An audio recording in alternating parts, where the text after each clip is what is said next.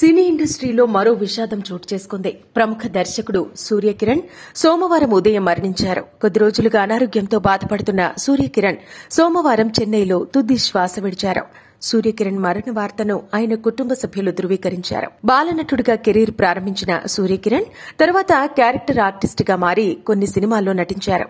ఆయన దాదాపు 200 సినిమాలకు పైగానే నటించారు. తెలుగులో సుమంత్ హీరోగా నటించిన సత్యం సినిమాతో దర్శకుడిగా పరిచయమయ్యారు. హీరోగా సుమంత్ కెరీర్లో ఇదే హిట్ సినిమా కావడం విశేషం.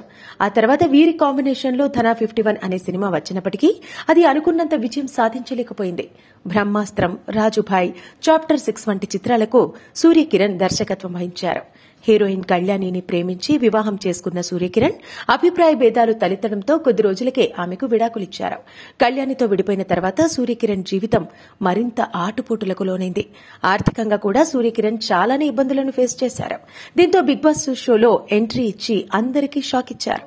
అయితే షోలో ఎక్కువ రోజులు కొనసాగలేక ఎలిమినేట్ అయ్యి బయటకు వచ్చేశారు.